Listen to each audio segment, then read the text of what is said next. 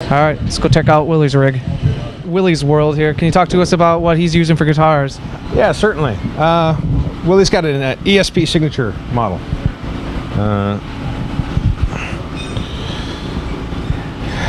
Only thing that has changed about this model from the model they're selling is currently we've been trying out a couple different Seymour Duncans. Right now we're doing the distortion in the bridge and still the 59 in the neck. This is the green version, camo version. He's got his inlays, star inlays, the Lamb of God flag.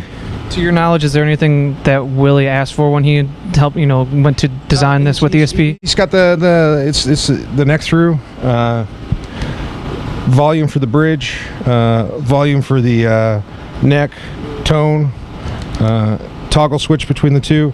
He mainly just plays in the bridge. There are a few tunes we do with clean. I make him roll up that one and go to the neck. He's got the Tone Pros on it. Willie's a SIT string guy. He's got a signature model with them. It's a 10 to 48 set, standard 10 to 46, but since we dropped tune, we got rid of the 46 and put a 48. This would be the second guitar he plays in the set because we start off with the C tuning. Now this is a custom shop ESP. What's different about this one is he's got the Eagles inlays as well. Willie being from Virginia. Virginia's for lovers on the back of it. I've never heard that. Yeah, so must go to Virginia. Yeah, so he likes getting up there and distortion and 59 setup. This one he's had for quite a while. I've been with Willie for over 3 years now, and he's had this one out. The other ones we've got over the last couple of years now. Just the backup in C sharp. His C sharp guitars, we actually we bumped the gauge up a bit. It's an 11 to 50 set.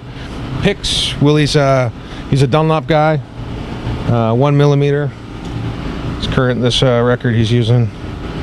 Signature on the back, logo on the one side.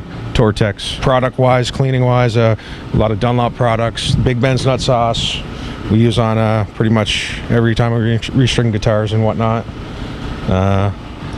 How often are you restringing? If I pretty much do 3 guitars a night and 3 basses a night. If they play it the night before, I like to clean them up and restring them the next day for them. Basically, it goes from the guitar, wireless. He's got the Samson wireless here, the 6. Older unit. They don't even make them anymore, discontinued. But it's what he's got. It works for him. He's happy with it. So I'll do like a main and a backup in each tuning and vice versa. So he'll start off with the C sharp and then I'll go back and forth. Got a 60-foot cable ready if he needs it, and then this just mute goes out of that. He goes into the compressor. Out of that, it comes into the tuner. Out of the tuner into the chorus. Chorus we only use when I go to clean, just wet in the tone. It's not as dry. Out of that into the noise suppressor, which then goes into in the back there's a Palmer split, which splits into the 2 heads. The top head is his stage head. I've got 2 412 Mesa Boogie 412 traditional 412s on stage that this head powers. That's just for him.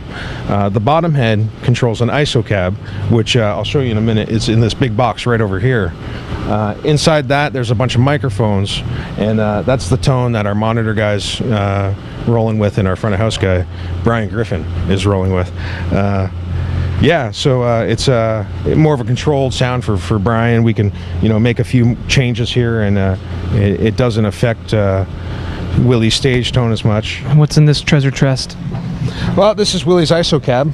Brian, there he is, actually, Brian Griffin. Come say hello. This is audio engineer, front of house for Lamb of God, Brian, tour manager extraordinaire. This is what he gets his tone from here.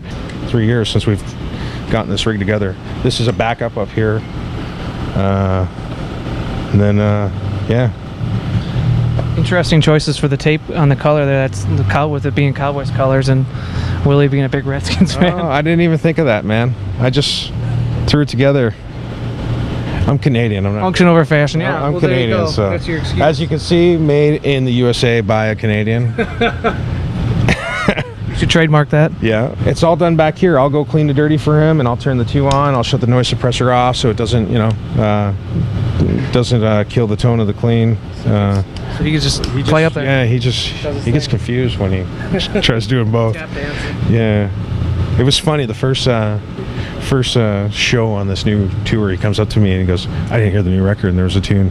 I need you to do that thing." And I was like, "That thing? What's that thing?" He goes, "You know, that thing where the clean the dirty." I'm like, "Oh, okay. Well, could I have the song?" Yeah.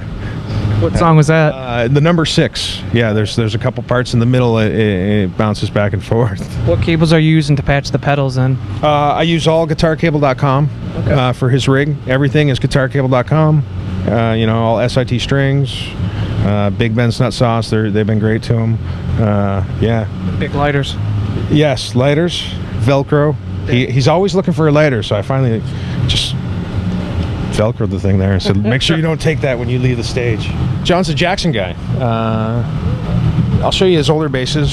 He's actually, well, this would be his. He doesn't play it. This would be one of the first ones that I believe one of the first ones he got, going by the serial numbers that I see.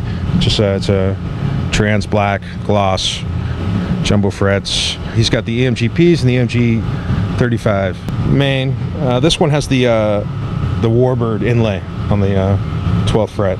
It's refreshing to see John as a metal guy in a metal band, groove metal, that is using all 4 strings, not 5 or 6. So it's cool to see that. Yeah. So sometimes he only uses 3. No, but no. He if you actually look at some of the older stuff years ago, he apparently he played a Gill and he broke a tuning peg, so he got rid of the G string and he played for a long time with just the top 3 strings. John likes all his picks scored. As you see, I get to scratch my boss's face. And I had a buddy back home, Jeff Lozon, Tool and Die Guy. I had him make up this this little device here. I put these picks in instead of, wrecking my fingers. And oh wow! Yeah, I knew that Dimebag. He was known for doing that too. Scratching it for better grip. Then I could just turn it around and do. Is that like your touring stress ball whenever you have a tough day?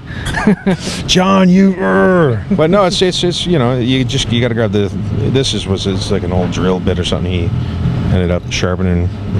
Well, thank you very much. Awesome. Thanks for coming down. Thank you. This is Chris Keys for PremierGuitar.com.